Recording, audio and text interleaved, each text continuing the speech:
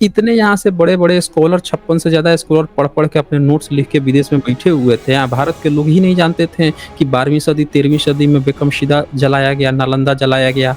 यहाँ की चीज़ें बर्बाद की गई, यहाँ की इतनी भयंकर सभ्यता थी कि विदेश से लोग आते थे, बड़ी-बड़ी संगीति चलती थी, सालों-साल चलती थी, कई साल तक चलती थी। यहाँ पे कुंभ के मेले जो हैं बुद्धिज़्म के लगते थे, हर 5 साल पे लगते थे, बुद्धिस्ट राजा लगाते थे। इतनी भयंकर सभ्यता भारत के ब्राह्मण को पता ही नहीं, उनके किसी किताब में इसका जिक्र नहीं। आपको नहीं लगता कि ब्राह्मणों ने अपनी सारी किताबें झूठ लिखी है? तो फिर ये सती क्या फिर कौन करता था? फिर ये बुद्ध लोग करते थे, जैन लोग करते थे, कौन करता था फिर ये? हाँ, देखिए ये बड़ी अच्छी बात आपने पूछ ली यहाँ पे। नमस्कार दोस्तों, स्वागत है आप सभी का अनटोल्ड हिस्ट्री में। दोस्तों, जब भी भारत का इतिहास, चाहे वो कुंभ से रिलेटेड हो या यहाँ पे जो प्रथाएं थी जैसे सती प्रथा या इस तरह के जितनी भी टॉपिक्स हैं, इस पर जब भी हम लोगों के विचार कोई भी स्कॉलर सुनता है तो उसको ऐसा लगता है कि अरे ये क्या मैं सुन रहा हूँ, ये कहीं गलत तो नहीं बता रहे हैं। तो ऐसे ही एक बंगाली बाबू जो हैं उनको भी ऐसा लगा कि इससे ये जितनी भी बातें रख रहे हैं क्या ये सब सही है, वो चर्चा करने के लिए आ गए। अब उनसे बड़ी लंबी इस पर डिस्कशन हुआ है, आप लोग अंतिम तक सुनिए और ये देखिए कि जो स्कॉलर्स हैं उन लोगों के क्या सवाल हैं, वो इससे की बातों से कितना सच निकाल पा रहे हैं, कितना झूठला पा रहे हैं, वो आपको ये डिबेट देखने में आपको पूरा क्लियर हो जाएगा। तो डिबेट को अंतिम तक देखिए और फिर अपना फीडबैक दीजिए, ज़्यादा से ज़्यादा शेयर कीजिए। हाँ जी लूसी, बताएं क्या कहना चाहते हैं? जी नमस्कार सर। हाँ जी, नमस्कार जी। जी बताइए। सर मैंने थोड़ा हिस्ट्री वगैरह थोड़ा सा पढ़ा था, मैं हिस्ट्री पर आपसे सर बात कर सकता हूँ क्या आज? बिल्कुल कर सकते हैं, बोलिए। सर आप बोल रहे थे कि जो आपका हिंदुज़म है, ये लोग के जितने भी ग्रंथ वगैरह है, इंक्लूडिंग वेद वगैरह, वो सब आपके 7-8 सेंचुरी के बाद लिखे गए हैं। सर ये आपको ये फैक्ट आपको कहाँ से पता चला? इसकी क्या क्रेडिबिलिटी है? देखें, सबसे पहली बात कि कोई भी चीज़ जो लिखा जाता है ना, उसके लिखित सबूत मिल जाते हैं। जब लिखित सबूत नहीं मिलते हैं ना, तो उसको सबूत नहीं कहा जाता है, उसको अनुमान या गप कहा जाता है। मतलब कोई भी चीज़ होगा उसका एक पुरातत्व प्रमाण तो मिल जाएगा ना। जी जी कुछ जी भी तो मिल जाएगा जी सर। तो पुरातत्व प्रमाण चाहिए ना उसके लिए। जब भी मिलेगा पुरातत्व प्रमाण, जैसे सम्राट अशोक के इंस्क्रिप्शन है, तो सम्राट अशोक के जब इंस्क्रिप्शन मिलते हैं तो वहां से पता चल जाता है कि वहां से बुद्धिज्म बहुत भयानक रूप से आगे बढ़ा। और उसके पहले की भी बातें उनके शिलालेख में मिलती हैं, कुछ अन्य प्रमाण और पुरातत्व भी मिलते हैं। उससे पता चलता है कि उनसे समय 200, 300, 400 इसी दौरान के बढ़ा होगा, उनके समय में बहुत भयानक रूप से एलोबरेट हुआ, तो अनुमान लग जाता है। तो कहीं ना कहीं पुरातत्व प्रमाण जो है आपको एक आइडिया दे ही देते हैं कि कब धर्म बढ़ा होगा, कब नहीं बढ़ा होगा। अब डायनासोर का सबूत जो है 16 करोड़ साल पुराना मिल गया, मिला कि नहीं मिला? जी मिला ना। तो 16 करोड़ साल पहले होगा या उससे पहले होगा या उसके इर्द गिर्द होगा, ये तभी पता चला ना जब सबूत मिला। जी सर, कोई अपने यहाँ पे एक बिना स्क्रिप्शन सबूत है के। मेरे पास, इसका नाम है। हाँ बोलिए। सर यहाँ पे एक स्क्रिप्शन है मेरे पास, ये स्क्रिप्शन में सती का बात हो रहा है। भानुगुप्त वाला स्क्रिप्शन शायद आपने ठीक है। पढ़ा होगा सर। अब सर वो हाँ, पढ़ा है मैंने। 1800 साल पुराना है। अब हाँ, तो सर वो 1800 साल पुराना है। आप बोले सर 7-8 सेंचुरी में आया है, तो फिर ये सती क्या फिर कौन करता था? फिर ये बुद्ध लोग करते थे, जैन लोग करते थे, कौन करता था फिर ये? हाँ देखिए, ये बड़ी अच्छी बात आपने पूछ ली यहाँ पे कि सती लोग कौन करते थे। दरअसल आपने समझा ही नहीं, वहाँ सती की बात ही नहीं है। आपको जो सती बना के इंस्क्रिप्शन दिया गया है वहाँ पे सती प्रथा की बात ही नहीं है, कहीं नहीं है वहाँ पे सती प्रथा। तो आप खुद से बना लिए ना कहानी कि वहाँ सती प्रथा है। आपको किसी ने व्हाट्सएप गपोड़ पढ़ा दिया कि वहाँ पे सती प्रथा, वहाँ सती प्रथा की बात ही नहीं है। महिलाएं जो किसकी बात हो रही हैं, है? जब बाणभट्ट की आप किताब पढ़ेंगे 7th सेंचुरी में, तो हर्ष जो है, हर्ष राजा, सम्राट हर्ष जो हैं, जो बुद्धिज्म का वो करवाए थे, छठी संगीति करवाए थे, उनकी बहन की कहानी आती है कि उनकी बहन को जब लड़ाई हुई थी, उनकी बहन को उठा ले गया था दुश्मन राजा, तो वो बच निकल के भागने में सफल हो गई थी। लेकिन उनके साथ क्या प्रॉब्लम हुई कि जब वो जंगल में थी, जिस जंगल में वहां पे बुद्धिस्ट महाविहार था, वहां पे उन्होंने शरण ली, तो वो आग में जलकर मरना चाह रही थी। वो चाह रही थी कि मैं अब कहाँ जाऊंगी, घर पे समाज क्या सोचेगा कि दूसरा राजा अगर उठा ले गया है, तो अब हमको क्या करना चाहिए। वो जल के मरना चाहती हैं, तो हर्ष खोजते हुए जाते हैं, उनको पता चल जाता है, वो आग में जलने से बचा लेते हैं। यानी किसी महिला का आग में जल जाना वो सती प्रथा नहीं थी उस समय। सती प्रथा उसको कहते हैं जब किसी की पति मर जाए, उसको पकड़ के जबरदस्ती आग पे बैठा के चिता पर जला दिया जाए, उसको कहते हैं सती प्रथा। सती प्रथा का जिक्र मिलता है आपको 13वीं सदी में, 14वीं सदी में। इब्न बतूता 14वीं सदी में जिक्र करता है। 14वीं सदी में जो ट्रेवलर्स आया था तैमूर लंग जिक्र करता है। हाँ, अलबरूनी भी जिक्र करता है, अलबरूनी करता है, जिक्र करता है। तो सती प्रथा तब आती है, उससे पहले सती प्रथा का इस तरह का सबूत नहीं मिलता है कि महिला को पकड़ के जला देना। हाँ, ब्राह्मणिकल ग्रंथ अगर आप पढ़ेंगे, महाभारत पढ़ेंगे तो वहां पे जिक्र मिलता है। महाभारत में मौसल पर्व जो है वहां पे तो सती प्रथा का है जिक्र। ये एपिक्स है, ये इनको हिस्टोरिकली तो हम नहीं देख सकते, और मैं तो इनको हिस्टोरिकली नहीं देख, हम तो कह रहे हैं कि आप मत देखिए, लेकिन ये तो आप मानेंगे ना कि उसमें भी ये लिख रहे हैं ना, अपने जिसको पुराना समझ रहे हैं उसमें सती प्रथा दिखा रहे हैं। तो आपको जब इंस्क्रिप्शन आपने पढ़ा था आपके माइंड में आ गया कि वो सती प्रथा की बात हो रही है। वहां पे किसी महिला का अगर आग में जलने की बात कह रही है या वो किस चीज की बात कह रही है, ये आप थोड़े जानते हैं। ये तो आप खुद से अनुमान लगा ले रहे हैं कि सती प्रथा की जिक्र हो रहा है। और ऐसा रहता तो हर खानदान में आता कि भाई हर जगह सती प्रथा होती है, ऐसा तो कहीं जिक्र ही नहीं मिलता। फिर चलिए सर, मान लीजिए और सर आपकी बात को मान लूं, फिर सर आप वो आर्यन माइग्रेशन जो है वो फिर वो किस टाइम आप एस्टेब्लिश करोगे? फिर तो पूरा वो हिस्ट्री पे ये आपको करना है ना, ये तो आपको करना है ना एस्टेब्लिश, हमको थोड़े करना है। हम तो जो सबूत होगा उसको मानेंगे ना। अगर आपको एस्टेब्लिश करना है किसी चीज को, अगर ये लोग 7th सेंचुरी में इन लोग ने वेद, आपका कौन सा सबूत है? बताइए कौन सा सबूत है आपके पास? सर आर्यन आए थे, इस बात का एक जेनेटिक एविडेंस है। आर्यन कौन है? आर्यन कौन है बताइए? सर वो ईरानी लोग हैं भारत। अच्छा, ब्राह्मण ईरानी है, तो ब्राह्मण को आप कहते हैं कि वो आर्यन है, तो ब्राह्मणों ने तो लिखा होगा ना कि वो आर्यन है। कहीं पे लिखा है ब्राह्मणों ने? वेद बोलते हैं कि आर्यन 6-7 बार मेंशन आया वेद में आर्यंस का। है? अरे आर्यंस का कहाँ आया है? अरे तो वेद लिखा गया है 15वीं सदी में, तो आ ही जाएगा। उस समय आर्य शब्द बुद्धिज्म का है, बुद्धिज्म से उठा के उन्होंने अपने में कॉपी कर लिया।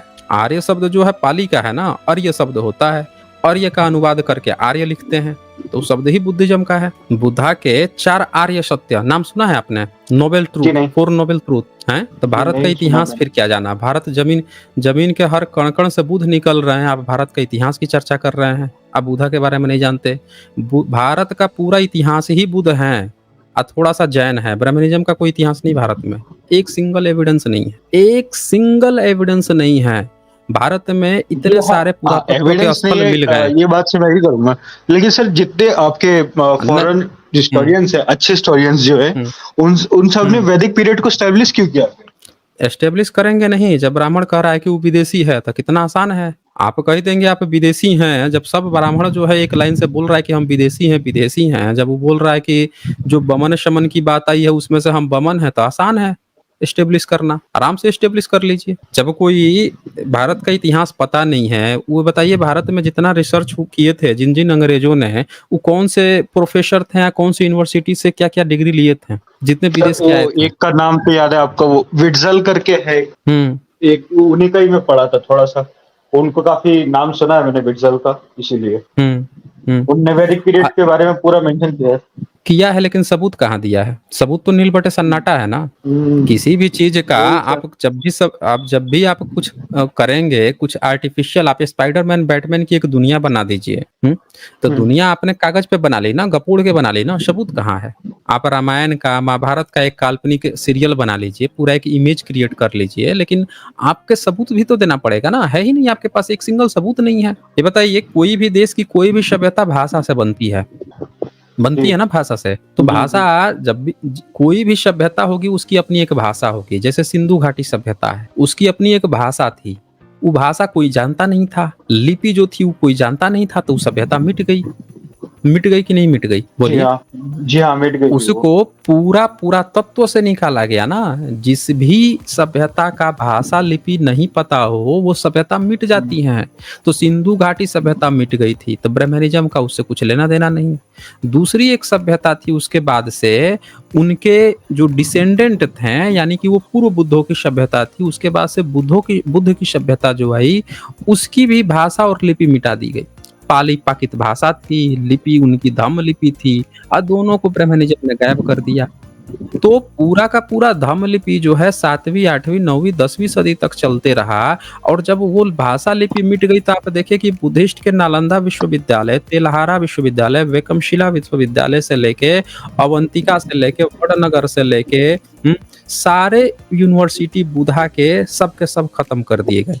इतने यहाँ से बड़े-बड़े स्कॉलर 56 से ज़्यादा स्कॉलर पढ़-पढ़ के अपने नोट्स लिख के विदेश में बैठे हुए थे। यहाँ भारत के लोग ही नहीं जानते थे कि 12वीं सदी, 13वीं सदी में वेकमशिला जलाया गया, नालंदा जलाया गया।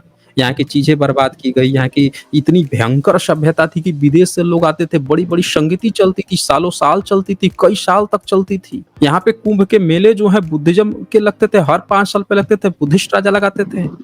इतनी भयंकर सभ्यता भारत के ब्राह्मण को पता ही नहीं, उनके किसी किताब में इसका जिक्र नहीं। आपको नहीं लगता कि ब्राह्मणों ने अपनी सारी किताबें झूठ लिखी है? उन्होंने कहीं इतनी भयंकर सभ्यता का कहीं जिक्र नहीं किया जहाँ पे हर कण-कण पे बुद्धिस्ट थे, कण-कण पे महाविद्यालय थे, इतनी बड़ी-बड़ी यूनिवर्सिटी थी। ब्राह्मण के किस किताब में नालंदा का जिक्र है? वो तो 12वीं 13वीं सदी में जलाई गई ना, बताइए। विक्रमशिला का जिक्र है? विदेश से इतने ट्रेवलर्स आए हैं पढ़ने के लिए, कहीं जिक्र है? बताइए। जी नहीं। जब नहीं है इसी जितनी भी बुक्स थी वो जल गई, उसमें हिंदू बुक्स भी होंगी, तो रिकॉर्ड जो है वो सब मिट चुका है, डिस्ट्रॉय हो चुका है। सुनिए, हिंदू बुक्स बुद्धिस्ट के किताब में क्या करेगा? बुद्धिस्ट की यूनिवर्सिटी में हिंदू किताब क्या करेगा? बुद्धिस्ट के यूनिवर्सिटी में अगर हिंदू का किताब होगा तो ये बताइए कि जब जलाया गया तो केवल बुद्धिस्ट का ही क्यों जला? ब्राह्मण की तो सारी किताब बच गई। ब्राह्मण की हर एक किताब ही तो मिल गई। रामायण मिल गया, महाभारत मिल गया, वेद मिल गया, उपनिषद मिल गया, उसका पुराण मिल गया, स्मृतियां सारी मिल गई। 18 पुराण, इतनी सारी 28 स्मृतियां, कितनी स्मृतियां, 108 पुराण, 200 के करीब उपनिषद, सब तो मिल तो गए ब्राह्मणों के। ये बुद्धिज्म की ही एक भी किताब नहीं मिली। बताइए, अगर उसकी किताब जल गई होती, जली तो सिर्फ बुद्धिज्म की ही जली है। समझ रहे ना? ब्राह्मणों का कुछ नहीं जला, ब्राह्मण का तो सारा चीज एज इट इज मिल रहा है, सिर्फ और सिर्फ बुद्धिज्म का यहाँ से जला है। तो आपको नहीं लगता है कि इतनी भयंकर सभ्यता जो है उसके बारे में ब्राह्मण ने मुंह ही नहीं खोला? यानी कि ब्राह्मण ने अपनी सारी किताब बुद्धिज्म के खात्मे के बाद लिखी है। आपको नहीं लगता? जी नहीं, तो जो वेद में जो जानकारी दी है सर, उसके हिसाब से तो आपका 3500 साल का ही लगता है। वो अभी का तो लगता नहीं है। जैसे आप कैसे अनुमान लगा लिए कि 35 साल पुराना लगता है? आपने सर, आप कुछ मध्य जैसे कि उसमें आयरन स्मेल्टिंग का बात हो रहा है कि उस टाइम पे आयरन जो था वो यूज होना स्टार्ट हो गया था। अच्छा, एक बात बताइए आप हमें। अभी डायनासोर पर मैं फिल्म बना दूंगा, तो वो 16 करोड़ साल पुरानी हो जाएगी? क्योंकि मैं तो डायनासोर का जिक्र कर रहा हूँ, मैं तो उसके हड्डियों का जिक्र कर रहा हूँ, मैं डायनासोर की आकृति बना के कर रहा हूँ, तो 16 करोड़ साल पुरानी हो जाएगी? बोलिए। जी हाँ। जी हाँ, बताइए। 1600 करोड़ पुरानी हो जाएगी वो? कि वो तो आपकी फिल्म वो तो नहीं होगी सर। नहीं होगी ना। तो इसका मतलब कि अगर आप कहीं पे किसी चीज का जिक्र कर रहे हैं तो उससे वो चीज उतनी पुरानी होगी साबित नहीं होता है। समझ रहे हैं? इससे वो चीज पुरानी होगी ये साबित नहीं होता है। आप जबरदस्ती उसको ऐसा दिखाने की कोशिश कर रहे हैं कि साबित हो रहा है, वो साबित थोड़ा ही हो रहा है, नहीं साबित हो रहा है। सर, मैं आपकी एक वीडियो देखा था। अच्छा, आपके वीडियो में एक वीडियो में ये बताया था कि जो आपके वेद है, ये शायद वैदिक काल वाले पीरियड वाले वीडियो में ही है शायद, तो उसमें आपने बताया था कि जो वेद है वो बिना पुराण और बिना उपनिषद के एग्जिस्ट नहीं कर सकते अलोन। इस बात का सर क्या एविडेंस है आपके पास? क्या चीज, फिर से बताइएगा, क्या चीज कब नहीं कर सकता है? कि सर जैसे वेद है, आपको पूरा ज्ञान जो है आपको ओनली वेद में नहीं मिलेगा, आपको पुराण तक आना ही पड़ेगा। ये शायद उसी वीडियो में है। ठीक है। हाँ, तो सर इसका क्या एविडेंस है आपके पास? सर जो वैदिक लोग थे, जैसे अगर उनको काल्पनिक भी मान ले तो सर वो एग्जिस्ट मतलब करेंगे कैसे? ओनली वेद तो कर सकते हैं या नहीं कर सकते सर वो एग्जिस्ट? देखा, हमने क्या कहा कि किसी भी चीज को अस्तित्व में होने के लिए भाषा जरूरी होती है कि नहीं होती है? बिना भाषा के सभ्यता कैसे होगी? तो बताइए कि वैदिकों की भाषा क्या रही होगी? इंडो यूरोपियन सर, वो प्रोटो यूरोपियन जो बोलते हैं। प्रोटो यूरोपियन कहाँ से? यूरोप से आए थे इसीलिए उनका प्रोटो यूरोपियन होगा। जी, वही बोलते हैं जो होरियन लैंग्वेज के साथ थोड़ा बहुत मैच करता है, ब्रिटानिक स्क्रिप्ट वाला। कौन बोल दिया? ये कहाँ से व्हाट्सएप यूनिवर्सिटी सुन लिए हैं? हुरानियन जो है उस पर खुद पाली प्राकृत का प्रभाव था, आप उस पर संस्कृत का प्रभाव बना दिए। पाली प्राकृत बोलते थे वो। हुरियन भाषा जो है वहाँ पे चलता था, पाली प्राकृत का प्रभाव था वहाँ पे। सर ये तो उनका एक एक्सट्रैक्ट है ना, ये तो क्या स्ट्रेक है? ये एक जनरल स्टडीज का एक रिसर्च पेपर है, उसमें बताया कि वो संस्कृत नाम है उसमें। अरे संस्कृत नाम है कौन? आप कहाँ से व्हाट्सएप यूनिवर्सिटी आप पढ़ लिए हैं कि संस्कृत नाम है भाई? वो नहीं सर, वो एक रिसर्च पेपर है इसका तो, एक वो अरे मितानी स्क्रिप्ट का दिखा ही देंगे है। आप? यहाँ पे दिखा देंगे आप रिसर्च पेपर वो? एक सेकंड में दे देता हूँ सर। हाँ दिखाइए। मैं लिंक शेयर कर देता हूँ, एक्चुअली मैं फोन से जुड़ा हूँ, मैं आपको लिंक शेयर कर रहा हूँ, आप दिखा हाँ दीजिए बस। कर दीजिए, लिंक ही शेयर कर दीजिए, हम लोग देख लेते हैं ना, अभी एक पता सेकंड। चल जाएगा। क्योंकि यहाँ पे जो है हम लोग बैठे हुए हैं ना, पूरा रिसर्च करके बैठे हुए हैं, कौन है भाई अभी पता चल जाएगा A to Z। और सबसे खास बात क्या है कि आप लोगों का जो रिसर्च पेपर है ना उसका भी पोल खुल चुका है, आपको पता नहीं है उसका। यहाँ पे कई कई स्ट्रीम हम लोग करके बैठे हुए हैं, शायद आपने देखा नहीं होगा, इसीलिए आपको लग रहा है कि वहाँ पे ऐसा कुछ है, लेकिन हम आपको दिखाएंगे। ये आप इसी की बात कर रहे हैं ना, हम ही दिखा देते हैं आपको। जी मैंने शेयर कर दिया। ठीक है, ये आपका रिसर्च पेपर यही है ना, एशिया माइनर तुर्की का, स्क्रीन पे जी वो मितानी स्क्रिप्ट वाला, थोड़ा स्क्रॉल डाउन कर लीजिए। कर रहे हैं, यही मिला है ना वहाँ पे आपको? जी जी जी ये मिटानी आर्यन गॉड्स जो आप बोल रहे हैं? जी। हाँ यहाँ ये इंस्क्रिप्शन की बात कर रहा हूँ मैं। हाँ इसी के बोल रहे हैं। पढ़ेंगे क्या लिखा हुआ है?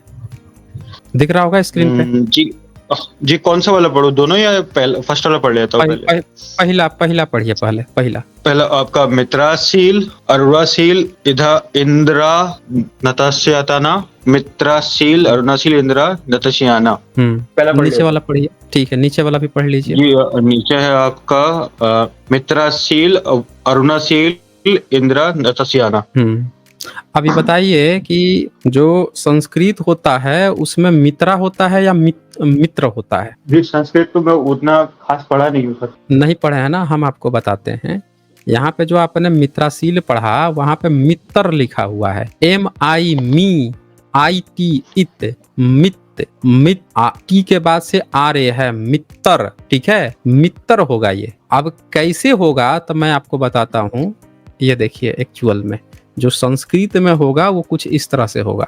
अहम मित्रा, MITRA, मित्र लिखा है ना, MITRA लिखा है यहाँ पे। जी जी ऋग्वेद है उसमें MI स्पेलिंग याद रखिए, MIT मित आएगा, लेकिन जो पाली होता है उसमें मित्र लिखा जाता है, तो टी के पहले फिर आई आएगा। आप देखिएगा ध्यान से, संस्कृत में MITR आया और वही यहाँ पाली में MIIT आया और बीच में डैश लगा दिया। समझ रहे हैं इसका मतलब? यानी मित्र, मित्र। अब मित्र जैसे इंद्र इंदर, समझ रहे हैं? इंद्र इंदर। अब जैसे यहाँ पे देखिए, ये दिख रहा है यहाँ पे अरुणाशील के आगे इंदरा, नीचे वाला जो है ना यहाँ पे इंदरा, तो यहाँ इंदर लिखा है बेसिकली, INDAR, इंदर। इंग्लिश है तो लास्ट में ए लगाया है, इंदर। अगर इंद्र लिखना होता तो यही स्पेलिंग ऊपर देखिए संस्कृत में कैसे चेंज होता है। आपको आज आपको समझ में आ जाएगा, वहाँ पाली पाकित मिला है, संस्कृत नहीं। यहाँ पे इंद्र कहीं शब्द है, देखिए अहम इंद्रा, INDRA है संस्कृत में, स्पेलिंग ध्यान से देखिए। इंद्रागनी। हाँ, INDRA, इंद्रागनी। तो INDR है ना, वहीं नीचे वाले में क्या था, IN इन, इसके बाद से क्या है, DA, in the RA, Inder, Inder है। डी के बाद से आर नहीं है, यानी कि जो आपको पढ़ा रहा है, आपको पट्टी की वहां संस्कृत मिला है। सोचिए कितने धूर्त, गपोड़, मक्कार, बेहुद्दे सब हैं, पूरे के पूरे सारे इंटरनेशनल भी जिसने इसको संस्कृत बताया है। कितने हराम खोर हैं जिन्होंने इसको संस्कृत प्रचारित किया है। लिखा है पाली पाकित का, इसमें इन्फ्लुएंस आ रहा है। प्रोनाउंसिएशन में संस्कृत जो होता है यही अंतर होता है। आप किसी को कह देंगे देवेंद्र और देविंदर, जब देविंदर कहेंगे इसका मतलब कि उसमें पाली पाकित का इन्फ्लुएंस आ रहा है।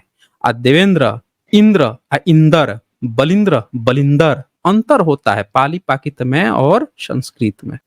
पार्क, पारक, अंतर है दोनों में। तो ये जो यहाँ पे मिला है, वहां पे एशिया जो माइनर है, जिसको आप 3500 साल पुराना समझ रहे हैं कि वहां संस्कृत है, वहां से कोई आर्यन आया है, वहां पे इन्फ्लुएंस ही पाली पाकित का था। अब बताइए, संस्कृत का तो हवा उड़ गया वहां से भी।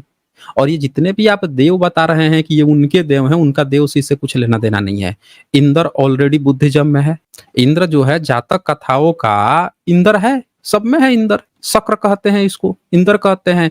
बुद्धिस्ट का चीवर पहन के बैठा रहता है इंद्र और ब्रह्मा। बुद्धिज्म को अगर आप ध्यान से समझेंगे तो उसमें आप देखेंगे कि ये तो चीवर पहन के बैठा रहता है भाई जी। तो इसी ये एक मिनट, तो इसीलिए वो मैं आप शायद नहीं देखे हैं, मेरा चैनल पे आपने पुरानी हमारी वीडियोज को नहीं देखा है जिसमें हम लोगों ने इसको भयंकर रूप से एक्सपोज कर रखा है। इस सब के सब मूर्ख बना रहे हैं इंटरनेशनली या नेशनली हर जगह से। आप खड़े खड़े देखे ना यहाँ पे, यही रिसर्च पेपर साफ साफ इसीलिए बीच में डैश डैश दे के दिखा दिया आपको कि मत समझ लेना कि संस्कृत है। इसका MI मी इत होगा, मित्र होगा, न कि मित्र होगा। और ऊपर जबकि MITRA मित्र होगा संस्कृत में। तो साफ साफ अंतर है। अब बोलिए, अब कुछ बोलना हो तो।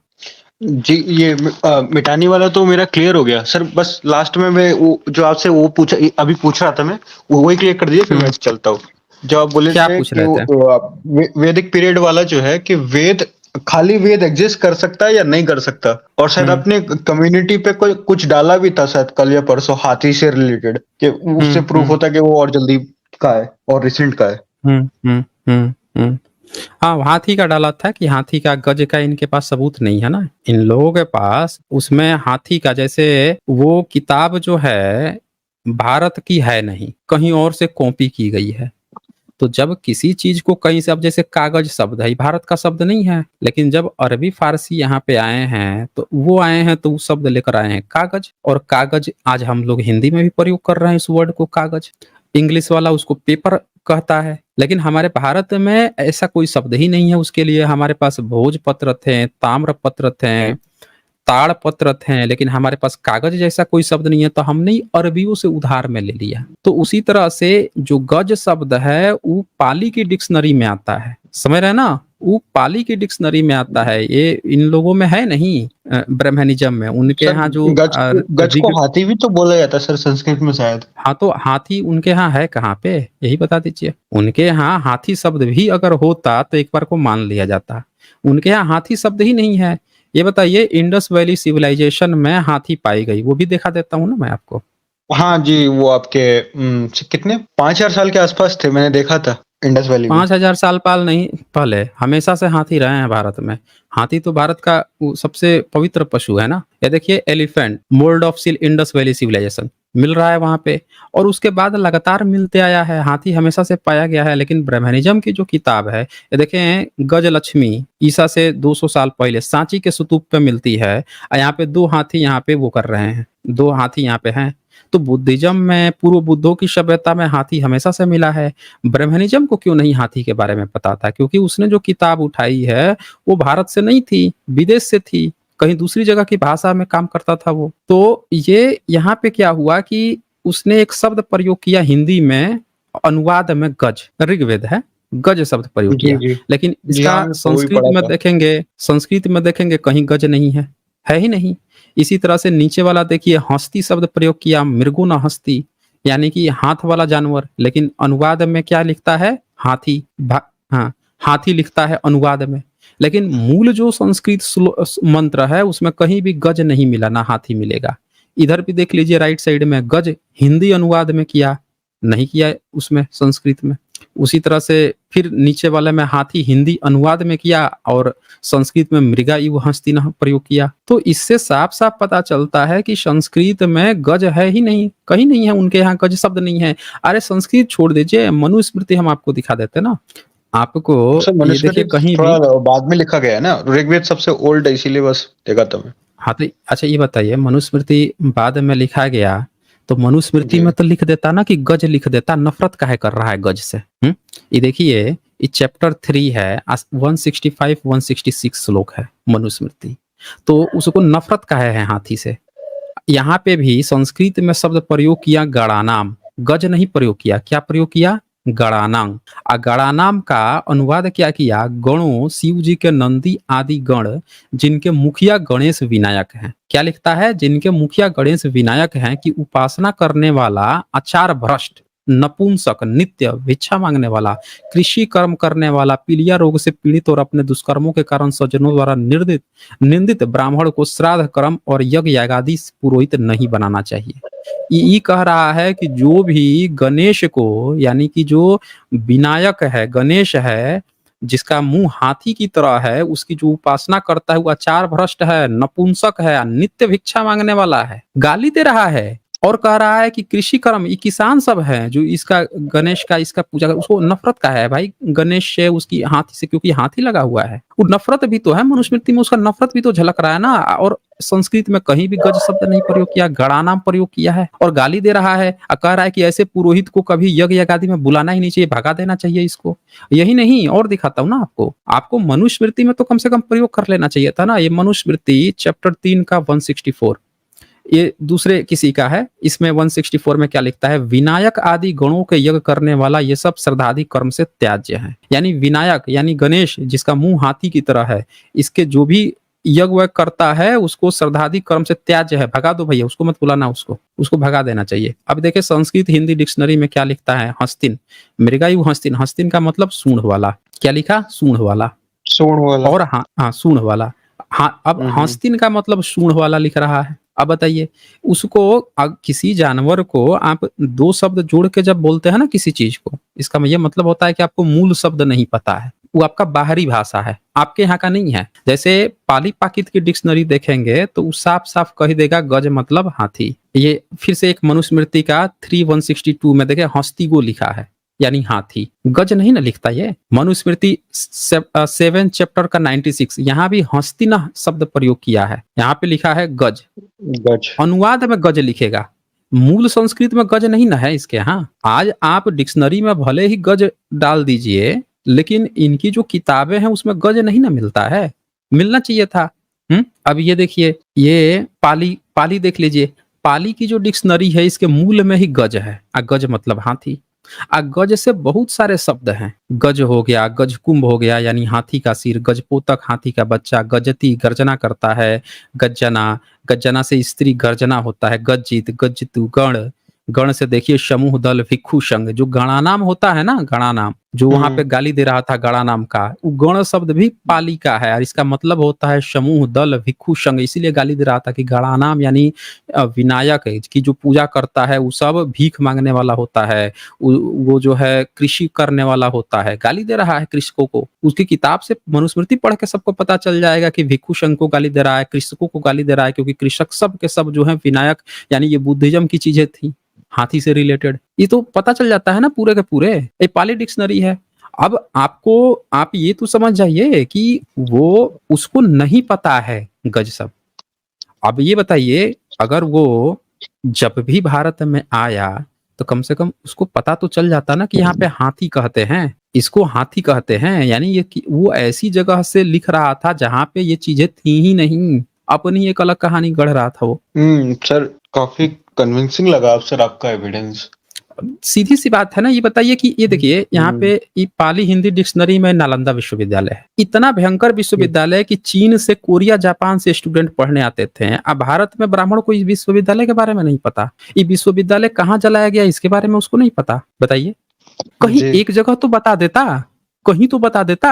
इतना भयंकर विश्वविद्यालय कि देश विदेश के छात्र यहाँ पढ़ पढ़ के कितना साल पढ़ के गए, लिख के गए, जैसे इतिहास पता चला, और उसने अपनी एक सिंगल किताब में कहीं इसका जिक्र नहीं किया इस विश्वविद्यालय का। आपको नहीं लगता कि ब्राह्मण ने भारत का इतिहास कभी लिखा ही नहीं है, तो आप कहाँ उसके वेद की किताब से भारत का इतिहास खोज रहे हैं जो आंखों के सामने था।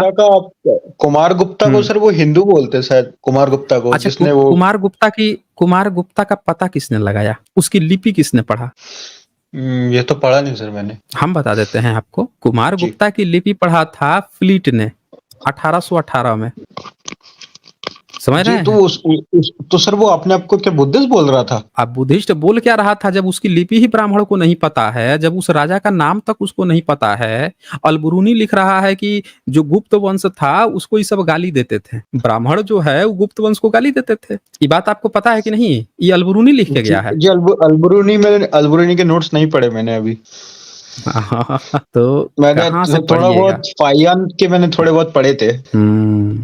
तो फाइल पढ़ा अल-बरूनी और का आपका उसके बाद जो पढ़िए। आपके 600 एडी में आ कौन आया था? इत्सिंग।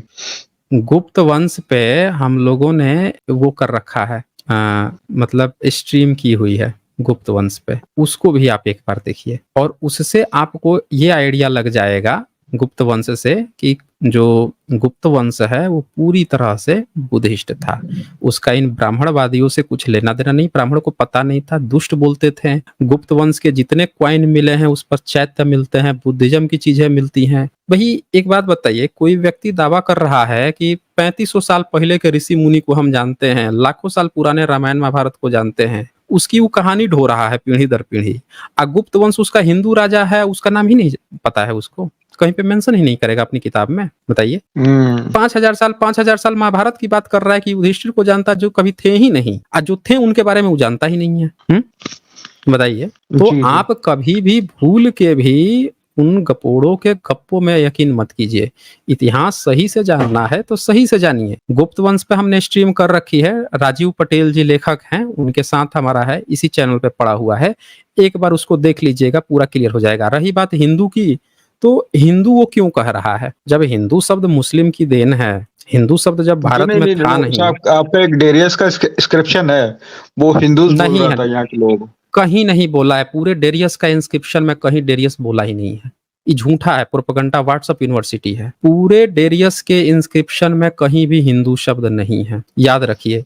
आपने नहीं देखा होगा डीसी सरकार का, मतलब डेरियस का इंस्क्रिप्शन, इसीलिए आप ऐसा बोल रहे हैं। जी, पूरे डेरियस के इंस्क्रिप्शन में कहीं भी शब्द ही नहीं है। मैं आपको निकाल के दिखा देता हूँ ना, ये जी। वो इंस्क्रिप्शन ही निकाल के दिखा देता हूँ। ये जी, देखें एक जितने बंदे ने वो शॉर्ट्स अपलोड किया था, उसने फोटो भी डाला था। अब मैं वेरीफाई नहीं किया है कभी। वेरीफाई नहीं किया ना आपको, क्योंकि ये यही गलती जितने कर आप दिया। जो, हाँ वही बोल रहा हूँ, जितने गपोड़े हैं वो गपोड़े आपको झूठा प्रोपेगेंडा, उनका काम ही है ना झूठ फैलाना। व्हाट्सएप यूनिवर्सिटी आप जानते हैं। अब ये देखिए, ये डेरियस का इंस्क्रिप्शन है ना, जी, दिख रहा है आपको? अब ये पूरा डेरियस का इंस्क्रिप्शन है, ये देखिए, दिखाता हूँ आपको। ये है डेरियस जी, 522-486 बीसी, पहला जी, इंस्क्रिप्शन जी, इसका, जी, एक्मेडिनीज का। अब इसमें आप आइए, ओल्ड पर्शियन में लिखा है ये, ठीक है। क्या जी, लिखता है? ये सारे हैं ये। इसमें कहीं हिंदू शब्द आप खोज लीजिए, आपको नहीं मिलेगा। देखते जाइए, ये कहीं हिंदू शब्द नहीं मिलेगा। इन्होंने क्या किया, इसी इंस्क्रिप्शन को उठा के और अनुवाद कर दिया संस्कृत में। ये देखिए, अनुवाद कर दिया यहाँ पे, टेक्स्ट संस्कृताइज, दिख रहा है आपको? जी, जी, अब जब इन्होंने टेक्स्ट संस्कृताइज कर दिया, अब क्या करते हैं, संस्कृत वाला ये उठा के चारों बगल छीट के दिखाते हैं कि देखो इसमें हमको ये मिला है, हमको वो मिला है। अब देखिए इसमें ये क्या दिखाते हैं, ये नीचे आइए आप, इसमें ये जो छ की ध्वनि डाल देंगे तो कि ये सारे देखिए नीचे यहाँ पे अशुर मेधस लिखा हुआ है। क्या लिखा है? सबसे नीचे वाला देखिएगा, बीच में, सबसे नीचे बीच में ईश्वरस्य यहाँ लिखे हैं ना, ईश्वरस्य। जी, इसके पहले अशुर मेधस का मतलब ईश्वरस्य। भारत में अगर यही अश्वमेध लिखा होगा तो कहेंगे कि घोड़े की हत्या करना। यहाँ पे असुर के साथ मेध लिखा है तो इसका अनुवाद क्या किए हैं, ईश्वरस्य, यानी ईश्वर की तरह। और भारत में मेध लगा होगा तो क्या कहेंगे कि अश्व का हत्या करना, मेध उसकी हत्या करना, बलि चढ़ाना। ये देखिए कितने गपोड़े हैं। ईरान वाला खुद कह रहा है अशुर मेध का मतलब ईश्वरस्य अगर होता है, उनके यहाँ ईश्वर प्रयुक्त होता है, तो भैया भारत में अश्वमेध का मतलब जो है घोड़े का काटना कैसे होता है? और आप जो कह रहे थे गुप्त काल ना, उसमें उसी तरह से अश्वमेध लिख के कहते हैं कि गुप्त वंश ना अश्वमेध यज्ञ करता था, अश्व को काटता था, बलि चढ़ाता था, इसीलिए वो हिंदू था। देख लीजिए ना, सामने सामने है यहाँ पे अश्वमेध जी, नीचे अशुरमेध को। अब ये जी। तो सर इसका वो मूल हिंदूज वाला जो स्क्रीनशॉट है वो उसने खुद जनरेट किया है क्या? फिर जो हिंदूज वो दिखा रहा था, हाँ इन्हीं सब में दिखा रहा था, ये 15-16 जो लिखे हुए ना, इन्हीं सब में से अरे कोई वो एक दिखा खुद रहा था। खुद से जनरेट किए हैं, मैं दिखाता हूँ ना आपको ये कैसे। अब यहाँ पे देखिए, ये इसमें यहाँ पे सरस्वती लिखा हुआ है। यहाँ पे क्या लिखा है? सरस्वती। नीचे जी, से जस्ट ऊपर सरस्वती है, ब्रैकेट में क्या लिखा है? आराखोशिया। ठीक है, क्या लिखा है? और आराखोशिया। रखोशिया। अब आराखोशिया का इन्होंने अनुवाद क्या किया है? सरस्वती, संस्कृत में। ठीक है, अब बताइए। रखोशिया को संस्कृत कैसे बना दिया? हाँ तो हम आपसे क्या कह रहे हैं, हिंदू वो उसी तरह से वही। बनाए हैं सब ना। अरे हम ये जहाँ पे इन लोगों की ना पूरी स्टडी खत्म होती है वहां से मैं रिसर्च शुरू करता हूँ। आपको जहां जहां वो बताएगा कि देखो वो सब तो हमारे सरस्वती की चर्चा किए हैं, हमारे इसकी चर्चा किए हैं, तो उसका एक्चुअल यहाँ पे मतलब क्या लिखा है, आराखोशिया लिखा है, ई अनुवाद करके सरस्वती लिख देंगे। अब इससे ऊपर आप देखिए राइट साइड में, तो ऊपर लिखा होगा गंधार, गंधारा, और इंग्लिश में क्या लिखा होगा, GANDARIA, गंधार्य। मतलब ई तो चलो गंधार से मिल रहा है ना, गंधार का गंधार लिख दिए, लेकिन सरस्वती में आप देखिए मिल रहा है, आराखोशिया का मतलब सरस्वती, बताइए। जी, कहीं से कहीं तक नहीं। सरस्वती नहीं को मिल शायद रहा है, संस्कृत में और कुछ ऐसा कुछ तो वर्ड मैं नहीं सुना कभी, जैसा इसमें लिखा हुआ नहीं है। सुने, नहीं, आप हम बता रहे हैं ना, हम इनकी कहानी जानते हैं। अब एक दूसरा इंस्क्रिप्शन मिला है डारियस का, ये दूसरा इंस्क्रिप्शन है, इसको भी आइए देख लेते हैं। अब जी, ये बताइए, ये कहते हैं सब, 8 नंबर पढ़िए, 8 नंबर, जी, 8 नंबर एक मिनट दिखाई दे पढ़ रहा है। लेता हूँ। जी, अदृश्य हादा अन परसा का। हाँ, परसा लिखा है ना, और जी, उसके पहले क्या लिखा है, हादा एंड परसा। अब ये अन्ना। कहते हैं सब कि, हाँ, कहते हैं कि ईरानी जब भारत आए थे ना, तो उनको ना सौ बोलने नहीं आता था, इसीलिए ना वो ह बोल देते थे। यही आपको कहानी बताए ये है ना। सब वो थोड़ी तो गलत है, क्योंकि फिर सुल्तान को फिर वो कैसे बोलेंगे। आप उनके इंस्क्रिप्शन दिखा रहा हूं कि वहां पे वो खुद परसा लिखे हुए हैं, श प्रयोग किए हुए हैं, परसा। अब कोई जो ऑलरेडी स बोल रहा है, यहाँ पे ह भी है, HAD है, ह भी प्रयोग है, श भी प्रयोग है, तो कोई कैसे कह सकता है कि स को ह बोलते थे। वो तभी तक कपूर आपके सामने फेंकते रहेंगे जब तक ना उनकी किताब एक्चुअल इंस्क्रिप्शन खोल के ना दिखा दीजिए। और देखिए इसके बाद 12 नंबर में क्या लिखा है, आरामानिया कटपतुका अस्पर्धा, यहाँ भी श का प्रयोग हुआ है, ठीक है। तो स का प्रयोग बहुत, 21 नंबर में फिर से स का प्रयोग है, परशम, 22 नंबर में जी, श का प्रयोग है। तो ये जो झूठी थियरी पढ़ा रखे हैं श वाला, कि ईरानियन को नहीं आता था बोलने इसीलिए श बोल दिए, सब झूठी जी, बात है। जी, आगे वो हिंदुस्तान वाला आगे 18 नंबर पे देखिए। हाँ, देख 18 नंबर लेते पे हैं। सर इसी को दिखाया था उसने। अब यहाँ पे क्या लिखा है, ईदूस लिखा है ना, IDUSH, ईदूस लिखा है ना, कुदूस, हाँ, ईदूस, जी हाँ। हाँ ईदूस लिखा है, IDUSH, ईदूस लिखा है। अब 18 नंबर यहाँ पे ईदूस है, संस्कृत में देखें इसका क्या करते हैं ये। जी, वो एन इन लोग ने छोटा क्यों बना रखा है ऊपर की साइड? दिखाने के लिए, ताकि इंदुस बोल सकें। ये एन वहां पे पाया नहीं गया है, अपने तरफ से लगा रहे हैं ये, कि हम एक संभावना दे देते हैं कि कहीं इंदुस ही कहना चाह रहा है, भूल गया है, या हम लगा के हम लोग इसको इंदुस समझ लेना चाहिए, समझ रहे हैं, अपने तरफ से जी, लगा रहे हैं। तो यहाँ पे एक्चुअल में शब्द है आई दुस, आई स्पेस है अदुस, तो आईदुस। अब इसका ये क्या अनुवाद करते हैं, देख लेते हैं। शका शशति धार्यश मान्यसे सच्चा अस्म्यात त्रशम इम पार्शकार पाही। अब देखिए फिर से इसमें भी सरस्वती का, हाँ देखिए सिंधु है यहाँ पे, ऊपर से चौथी लाइन नीचे देखिए, जी, ऊपर जी, से जी, यहाँ चौथी पे लाइन, देखो, यहाँ पे इंडिया डिस्ट्रिक्ट सिंधु देखो लिखा हुआ है ना, हाँ, सिंधु। ऑन द इंदुस लिख दिया ना, यहाँ पे क्या लिखा, जी, India equal district on the Indus, Indus का एक डिस्ट्रिक्ट, जबकि अनुवाद क्या किया, सिंधु। आप देखिए कि उस इंदस को इन्होंने अनुवाद करके सिंधु बनाया, दुनिया को क्या पट्टी पढ़ाया कि उन सबको ना श बोलने नहीं आता था, तो वो ह बोलते थे, जबकि उन लोगों ने खुद इंदुस लिखा, इन्होंने सिंधु बना दिया, इन्होंने सिंधु लिखा है। ये देख लीजिए, ये हरामी पंथी देखिए, इन्होंने स लिखा है, वो सब जो है इंडोस लिखे हुए हैं सब, समझ रहे हैं। तो ये झूठा प्रोपेगेंडा फैला के रखे हुए हैं। फिर देखिए सरस्वती भी, सरस्वती का इसमें सिंधु के पहले सरस्वती का आराखोशिया को फिर इन्होंने सरस्वती लिखा, देख रहे हैं। जी, जी, फिर से सिंधु के पहले शका का यहाँ सिथियन, शक शब्द आया है, सिथियन, गंधारा का भी ठीक है गंधारा, लेकिन सरस्वती का ये बार बार आराकोशिया, यानी सरस्वती इन्होंने जबरदस्ती फेक बनाई हुई है, समझ रहे हैं, खुद से इन्होंने नामकरण किया हुआ है। जी, वो सिंधु नाम सरस्वती भी नदी इन्होंने खुद बोलते से, 4000 साल पुरानी है। वेल एक्चुअली उसका तो एविडेंस मिल चुका है बहुत अर्ली का। अरे 10वीं 11वीं सदी में अलबरूनी आया हाँ, था, वो वही वही। जिक्र करके गया है, वो जिक्र करके गया है हरावती नदी को, इसको इन्होंने ब्रैकेट देके सरस्वती बोला है। हरावती वो पाकिस्तान को बताया है ना, पाकिस्तान का बताया है ना, पाकिस्तान में बहती थी। चले जाए फिर पाकिस्तान में सरस्वती नदी लेने। 11वीं सदी में भी हरावती को सरस्वती बोला है उसने, सरस्वती, उसी को सरस्वती बोला जाता है, अलबरूनी वेरीफाई किया है। और वो उस समय बहती थी। ये जबरदस्ती 4000 साल पुराना था, 10,000 साल पुराना गाए हुए हैं। जिसको नहीं जानकारी है उसको बेवकूफ बना सकते हैं, ये समझ रहे हैं। 10वीं जी 11वीं सदी में भी वो नदी थी हरावती, और उसको अलबरूनी लिख के गया है, उसी को ये तो मैं सरस्वती बोलते थे। ये लोग में सरस्वती वाला जो हम्म है वो तो एक मिथ टाइप है, प्रोपेगेंडा टाइप से। प्रोपेगेंडा है, सीधी सी बात है। तो देख लीजिए, यही तो है। और कुछ जी पूछना है तो बोल दीजिए। नहीं सर, वो यही बात का आंसर रह गया मेरा कि सर अगर जैसे ये लोग ने अगर वेद पहले लिखे हैं, क्योंकि पुराण तो आपके मुगल टाइम में आ गए, तो सर वेद कैसे बिना पुराण के एग्जिस्ट कर सकते हैं क्या? देखें बिना पुराण और बिना स्मृतियों के? देखें वेद कभी लिखे ही नहीं गए हैं। वेद इन्होंने पहली बार लिखा ही इनके महिदर उवट सायण ने, ठीक है, जो 14वीं 15वीं सदी के थे। उससे पहले इनके वेद को भारत का कोई बच्चा तक नहीं जानता। जो भाषा उसमें प्रयोग की गई है वो भारत में किसी इंस्क्रिप्शन में आज तक नहीं पाई गई। समझ रहे हैं। एक मैन्युस्क्रिप्ट है पुराण का, वो कैसे मिला सर आपका 9th सेंचुरी में? पुराण शब्द बुद्धिज्म का है ना। एक बौद्ध भिक्खु का नाम पुराण था। पुराण जैन में पाया जाता है।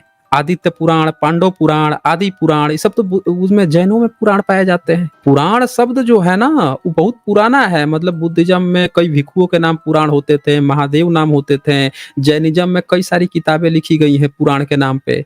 तो पुराण से इनका कुछ लेना देना नहीं है ना, पुराण नाम से। और इनकी जितनी कहानी है वो तो सारा बुद्धिज्म के जातक कथा में ऑलरेडी अवेलेबल है। अगर कोई कहानी मिल भी जा रहा है जिसको दिखा के कहेंगे कि हमारा मिल रहा है किसी शिलालेख पे, वो कहानी ऑलरेडी अगर जातक कथा में है, तो आप ये कैसे डिसाइड कर लेंगे कि वो इनकी कहानी है? आप ये कह नहीं मानेंगे कि जिनकी सभ्यता है उनकी जातक कथा में अवेलेबल है, इसीलिए जातकों का है, बुद्धिस्ट का ही है ये? बताइए सर बुद्धिस्ट का कितना पुराना है जातक कथा का? जातक कथा आपको अजंता एलोरा की केव्स में मिल जाएगा, ईसा से 200 250 300 साल पहले का भी। ठीक ठीक। हाँ, लेकिन ये ब्रह्मनिज्म लोग का अजंता को भी अपना बनवाते हैं, वेल एंड गुड। हाँ, हाँ, तो वेद इन लोग ये ने 13th सेंचुरी में ये उमर शायर ये सब ने लिखा। हाँ, वही शायड़ का एक टीका 1464 एडी का भोजपत्र मिल गया है, जो आज सबूत के तौर पर भंडारकर इंस्टीट्यूट ने यूनेस्को को भेजा था। ये हमारे पास सबूत है। हाँ, वही उनके पास सबूत है। लेकिन बुद्धिस्ट के मैन्युस्क्रिप्ट तो ईसा से दूसरी, तीसरी, पहली सदी के मिल गए। बताइए, जी ईसवी पहली सदी के मैन्युस्क्रिप्ट मिल गए, तो जो लिखेगा उसी का ना मिलेंगे? वो भी तो भारत के ही हैं सब। गिलगिट मैन्युस्क्रिप्ट मिल गया कश्मीर में, कब का है? तीसरी चौथी सदी का है वो, बुद्धिज्म का। इसी तरह से बोअर मैन्युस्क्रिप्ट मिल गया, स्पिट्जर मैन्युस्क्रिप्ट मिल गया, ईसा से पहली दूसरी सदी के हैं वो सब। इतने पुराने पुराने बुद्धिज्म के मैन्युस्क्रिप्ट मिल जा रहे हैं, बुद्धिस्ट के महाविहार में मिल रहे हैं। उनके सारी चीजों में तो ब्राह्मणों का अगर इनकी कोई भाषा थी, लिपि होती, तो इनके भी मिल जाते ना भाई। बुद्धिस्ट की यूनिवर्सिटी मिल गई, ब्राह्मणों का आज तक एक गुरुकुल नहीं मिला। आप तभी लिखेंगे जब आपका पढ़ाई का सेंटर होगा। ब्राह्मण का आज तक कोई पढ़ाई का सेंटर ही नहीं था, एक गुरुकुल मिला है इनका? बताइए। ब्राह्मणों का एक गुरुकुल सड़ा हुआ मड़ई टाटी का पत्ता भी मिला है? जब नहीं मिला है, पढ़ते लिखते थे ही नहीं, अनपढ़ गंवार थे, तो कहाँ से चीजें मिलेंगी? सबूत बताइए। जी जी। नहीं सर, बात यहीं पे आकर अटक जा रही है कि सर जैसे आप नामकरण ले लीजिए, फॉर एग्जांपल मैं दे रहा हूँ कि नामकरण आपका मनुस्मृति में मेंशन है। ऐसे ही सिमिलर कोई भी ऐसा रिचुअल जो है वो बिना स्मृति या फिर बिना पुराणों के नहीं हो सकता, और वो वेद में मेंशन है। ऐसा ऐसा कुछ है क्या? मैं यही जानना चाह रहा हूँ कि सर खाली वेद के एग्जिस्ट ब्राह्मणों के सारे नाम बुद्धिस्ट से चुराए हुए हैं। ब्राह्मण अपना नाम रखता है गजानन, रखता है कि नहीं रखता है? गज शब्द उसके किताब में नहीं पाया जाता, तो नामकरण अपना बच्चों का नामकरण कैसे गजानन रखता है? गजोधर कैसे रखता है नाम अपना? बताइए। जब गज शब्द उसके संस्कृत की पुरानी टेक्स्ट में नहीं, तो कहाँ से नाम लिया है? इसका मतलब ये सारा नाम उठा के लिया है बुद्धिस्ट से। उसने सरनेम लगाता है उपाध्याय, सरनेम लगाता है दीक्षित, ये सब तो बुद्धिस्ट के हैं। दीक्षित कहा जाता था जो बौद्ध धर्म की दीक्षा लेता था, वो दीक्षित कहलाता था। उपाध्याय कहा जाता था जब नालंदा विश्वविद्यालय में जो पढ़ाता था, शुरू के 2 साल जो पढ़ाता था उसको कहते थे उपाध्याय, यानी कि। और जो 10 साल से ज्यादा जिसका एक्सपीरियंस होता था उसको कहते थे महोपाध्याय। तो ये तो इत सिंह अपने नोट्स में लिख के गया है 7वीं सदी के। अब आजकल ब्राह्मण जो है ये सरनेम लगा के घूम रहा है कि हम तो महोपाध्याय हैं, मुखोपाध्याय हैं, उपाध्याय हैं। घूम रहा है कि नहीं घूम रहा? बताइए। तो उसके एक एक चीज ही बुद्धिज्म से उठा के कॉपी करके बैठा हुआ है। आप कह रहे हैं कि उसकी सभ्यता पुरानी है। अरे जिसकी सभ्यता पुरानी होती है उसकी हर चीज अपनी ओरिजिनल होती है। दूसरों की उधारी चीज के लिए। अब उसे पूछ दीजिए ना सरनेम का इतिहास, कि सरनेम उसका अगर उपाध्याय 7वीं सदी में अगर ये सरनेम लगाता था, तो किसी का सरनेम जो है बुद्धिस्ट विश्वविद्यालय में उपाधि के तौर पे कैसे था भाई? ये बताइए, आज कोई अपना नाम रखता है, सरनेम रखता है? Assistant professor, professor, associate professor, manager, surname थोड़ी ना होता है। नहीं होता ना। अब बताइए, वहां पे उपाधि मिलती थी उपाध्याय, 10 साल एक्सपीरियंस हो गया महोपाध्याय, आज कोई सरनेम बना के बैठा हुआ है। बताइए, आजकल कोई उसको सरनेम बना के बैठ गया है। तो आपको नहीं लग रहा है कि उसने हर चीज बुद्धिज्म की चीजों से कॉपी की है? चट्टोपाध्याय, ये सब सरनेम कहाँ से लेके आया है? ये सब बुद्धिज्म से उठाया हुआ है। इसका अपना कुछ भी नहीं है। अरे इसकी अपनी मूर्ति कला नहीं है, मूर्तियों को तो कूट कूट के गाली दिया है इसने। अपने मनुस्मृति में लिख रखा है, नहीं, मनुस्मृति में लिखा है कि जो मूर्ति पूजा करता है, पुजारी है, उसको श्राद्ध कर्म में मत बुलाना। मनुस्मृति में लिख के बैठा हुआ है भाई। और आप सोच रहे हैं उसमें, आप उसमें खोज रहे हैं कि उसका अपना कोई ये होगा, धर्म होगा, कुछ ग्रंथ होगा, कुछ नहीं है उसका अपना यहाँ पे। ठीक है, फिर मेरे ख्याल से आपको काफी समय दे दिया गया आज। जी। ओके, इस वीडियो को अंतिम तक देखने के लिए बहुत बहुत धन्यवाद। जल्द ही मिलते हैं एक नए वीडियो के साथ। बहुत बहुत शुक्रिया आप सभी का।